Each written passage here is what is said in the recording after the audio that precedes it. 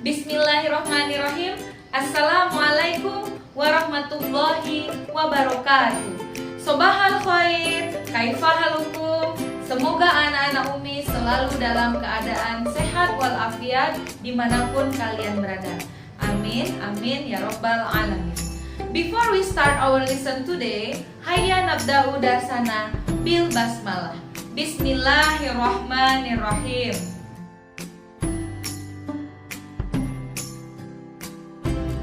Baiklah, hari ini Umi akan membahas media pembelajaran IPA tentang DNA dan RNA, di mana pada pertemuan sebelumnya kalian sudah benar-benar memahami materi tentang gen dan kromosom. Sebelum kita mempelajari tentang DNA dan RNA, Umi akan menjelaskan ukhrawi tentang DNA dan RNA. Tahukah kamu bahwa DNA dan RNA sebelumnya telah dibahas di dalam Al-Quran, yaitu surat Yunus ayat 61 yang berbunyi, وَمَا تَكُونُ فِي شَأْنٍ وَمَا تَتْلُو مِنْهُ مِنْ قُرْآنٍ وَلَا تَعْمَلُونَ مِنْ عَمَلٍ إِلَّا كُنَّا عَلَيْكُمْ شُهُودًا إِذْ تُفِيضُونَ فِيهِ وَمَا يَعْزُبُ عَنْ رَبِّكَ مِنْ مِثْقَالِ ذَرَّةٍ فِي الْأَرْضِ وَلَا فِي السَّمَاءِ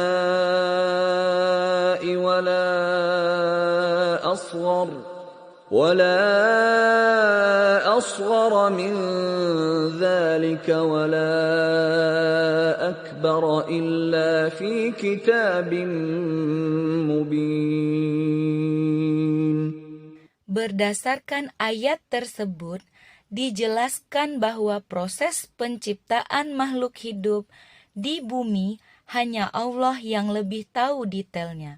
Umat hanya diperbolehkan mengetahui sebagian kecil dari proses penciptaan tersebut. Di dalam ayat ini juga dijelaskan bahwa Allah Subhanahu wa Ta'ala memiliki pengetahuan yang besar maupun yang kecil, baik sebesar zarah. Nah, di sini dapat kita jelaskan bahwa zarah yang dimaksud adalah atom, DNA, dan RNA. Artinya, sekecil apapun di muka bumi ini, Allah mengetahuinya. Materi genetik sangat memegang peranan penting dalam pewarisan sifat. Setiap sifat dan karakteristik yang dimiliki oleh setiap orang adalah warisan atau keturunan dari orang tua yang diwariskan melalui materi genetik.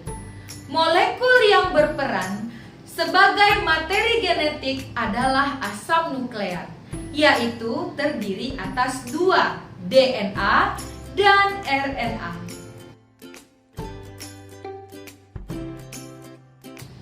Baiklah, selanjutnya Umi akan menjelaskan apa itu DNA dan RNA. DNA adalah singkatan dari deoksiribonukleik acid, merupakan asam nukleat yang menyusun gen di dalam inti sel, di mana DNA inilah yang membawa informasi genetik yang dapat diturunkan dan diwariskan. Sedangkan RNA adalah singkatan dari ribonukleik acid, merupakan asam nukleat yang berfungsi melakukan transfer kode genetik dari inti sel dan DNA. Struktur DNA dapat kita lihat seperti gambar di samping. Berdasarkan penelitian dari Franklin mengatakan bahwa DNA itu berbentuk seperti untaian ganda yang membentuk heliks atau pilinan. Perlu anak Umi ketahui, DNA ini akan saling menyatu dan menjalin satu sama lain.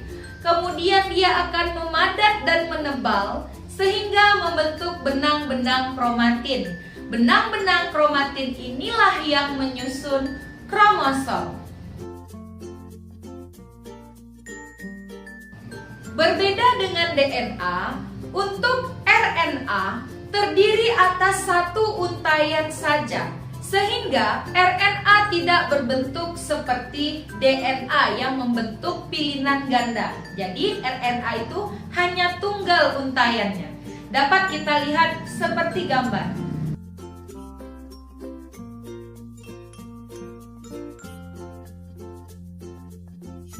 DNA ataupun RNA terdiri atas subunit yang menjadi satu kesatuan yang disebut dengan nukleotida. Masing-masing nukleotida tersusun atas 3 gugus.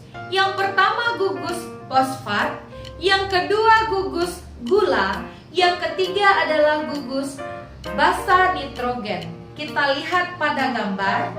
Yang bulat adalah gugus fosfat, yang berbentuk segi 6 adalah gugus basa nitrogen, dan yang berbentuk segi 5 adalah gugus gula.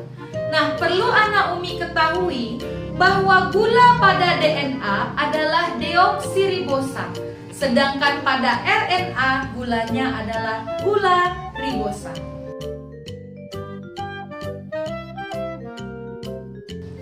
Adapun basa nitrogen penyusun DNA dan RNA ada 2. Yang pertama adalah basa purin yang terdiri atas adenin dan guanin. Yang kedua adalah basa pirimidin yang terdiri atas timin dan sitosin. Perlu Anak Umi ketahui, adenin selalu berpasangan dengan timin, sedangkan guanin selalu berpasangan dengan sitosin. Nah, untuk RNA tidak memiliki basa nitrogen timin, sehingga basa nitrogen timinnya digantikan dengan basa nitrogen urasil.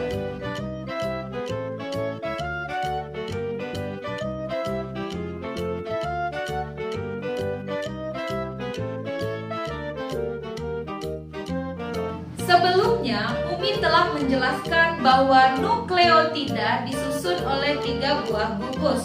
Gugus gula, gugus basa nitrogen, dan gugus fosfat. Nah, perlu Anak Umi ketahui, antara 3 gugus tadi dihubungkan oleh 3 buah ikatan kimia. Yang pertama, ikatan fosfodiester.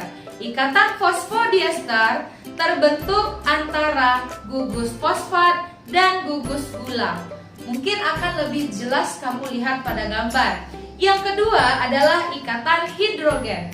Ikatan hidrogen terbentuk dari basa nitrogen berpasangan dengan basa nitrogen. Seperti yang Umi jelaskan tadi, adenin berpasangan dengan timin, guanin berpasangan dengan sitosin. Kemudian yang ketiga, ikatan glikosida. Ikatan glikosida adalah ikatan yang terbentuk antara gula dan basa nitrogen. Nah, selanjutnya Umi akan menjelaskan apakah ketiga ikatan kimia tadi ada pada DNA dan RNA. Nah, dapat kamu lihat pada gambar, DNA memiliki 3 ikatan kimianya. Yang pertama, ikatan fosfodiester dia punya, ikatan glikosida, dan ikatan hidrogen. Dapat kamu lihat pada gambar bahwa ikatan hidrogen adalah ikatan yang menghubungkan gugus basa nitrogen terhadap basa nitrogen. Nah, hal inilah yang mendasari mengapa DNA itu berbentuk seperti untaian ganda. Karena antara basa nitrogen dan basa nitrogennya terhubung dengan ikatan hidrogen. Nah, sedangkan RNA hanya memiliki ikatan glikosida dan ikatan fosfodiester. Artinya, ikatan hidrogen tidak dimiliki oleh RNA, sehingga basa nitrogennya tidak terhubung. Makanya, RNA berbentuk rantai tunggal. Baiklah, setelah Umi jelaskan tadi lebih detail tentang DNA dan RNA, inilah tabel perbedaan antara DNA dan RNA yang harus kamu hafal dan harus kamu pahami agar kamu benar-benar paham konsep DNA dan RNA. Bagaimana anak-anak Umi? Fahimtum? Semoga kalian semua mengerti dengan apa yang Umi jelaskan. Dan semoga kalian selalu diberikan kesehatan oleh Allah Subhanahu wa Ta'ala. Demikian pembelajaran kita pada pagi hari ini. Hayya nahtadimu darsana bilhamdalah. Alhamdulillahirabbil alamin. Subhanakallahumma wa bihamdika asyhadu an la ilaha illa anta astaghfiruka wa atubu ilaik. Umi akhiri dengan assalamualaikum warahmatullahi wabarakatuh.